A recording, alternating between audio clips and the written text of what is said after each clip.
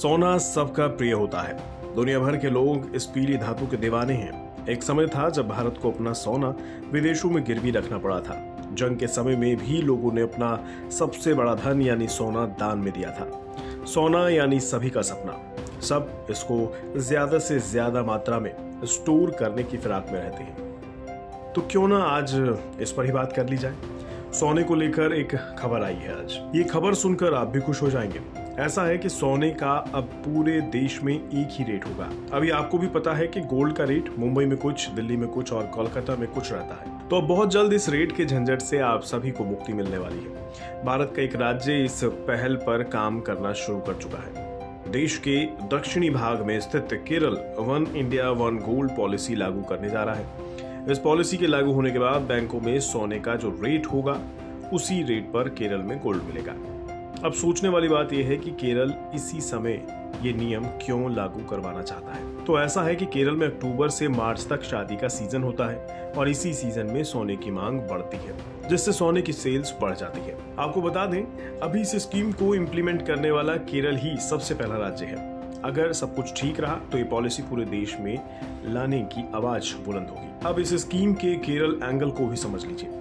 भारत में सोने की कुल खपत में दक्षिण भारत के राज्यों की हिस्सेदारी 40% है। सोने की 40% खपत में से 1/3 खपत अकेले केरल में होती है। आंकड़ों के अनुसार केरल इस पॉलिसी को लाने में सटीक बैठता है। NSSO के डेटा के मुताबिक केरल में गोल्ड पर प्रति व्यक्ति खर्च सबसे ज्यादा है, यानी केरल के लोग देश में गोल्ड की खरीदारी पर सबसे ज्यादा खर्च करते हैं। यही वजह है कि केरल में सबसे पहले ये खास पॉलिसी लागू यानी शुरू होने जा रही है।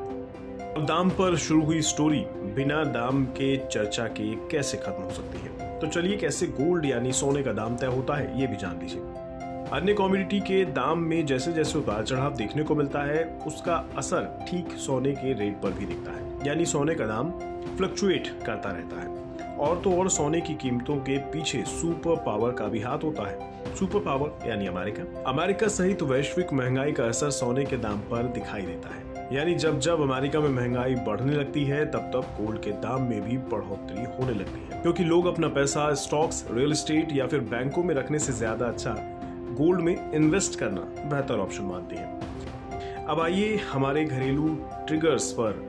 भारत का केंद्रीय बैंक यानी रिजर्व बैंक की गतिविधियों का असर भी सोने के भाव पर दिखता है। नोटों की प्रिंटिंग, सोने की खरीदारी और बिक्री का असर गोल्ड रेट पर दिखता रहता है। अब डिमांड और सप्लाई पर भी बात कर लीजिए। ये तो बिजनेस का सीधा सिद्धांत होता है, डिमांड एंड सप्लाई। अगर प्रोडक्शन कम और डिमांड ज्यादा है तो सोने के भाव चढ़ते रहते हैं। वहीं अगर प्रोडक्शन ज्यादा है, डिमांड कम हो जाए तो सोने का भाव गिर जाता है। अब one India one gold rate लाने की जरूरत क्यों पड़ी ये भी जान लीजिए। असल में भारत में कई राज्य और यूटी हैं। सभी जगह सोने का दाम अलग अलग होता है, क्योंकि हर राज्य का अपना गोल्ड एसोसिएशन होता है जो हर दिन गोल्ड का रेट तय करता है। इसके अलावा ज्वेलर्स भी गोल्ड पर अपने हिसाब से चार्ज तय करते रहते हैं। इस चार्ज की वजह से भी एक राज्य से दूसरे राज्य में गोल्ड रेट में अंतर देखा जाता है। सोने का दाम अलग अलग होने के पीछे currency exchange rate, excise duty, राज्य का टैक्स और ज्वेलर्स का मेकिंग चार्ज भी होता है। अब one India one gold rate Kerala के अलावा अगर पूरे देश में लागू कर दी जाए तो क्या फायदा होगा ये भी जान लीजिए। One India one gold rate से ग्राहकों को ज्वेलर्स की मनमानी से आजादी मिल जाएगी। ज्वेलर्स ग्राहकों से मनमाना दाम नहीं वसूल पाएंगे। ज्वेलर्स एसोसिएशन की अब मनमानी बंद हो जाएगी। सोने की खरीद बिक्री एक रेट पर हो जाएगी। नामी ग्रामी ज्वेलर्स अब ग्राहकों को बैंक रेट पर ही सोना बेच पाएंगे। अभी ज्यादातर राज्यों में सोने की कीमत बैंक रेट से 150 से 300 रुपए प्रति ग्राम होती है, जिससे ग्राहकों को नुकसान होता है। इस पॉलिसी से उस पर भी लगाम लग जाएगी। आपको बता दें, देश में पहले से ही वन नेशन वन टैक्स का नियम लागू है। अब one India one gold rate से ग्राहकों को कितनी सहूलियतें मिलती हैं ये तो वक्त ही बताएगा।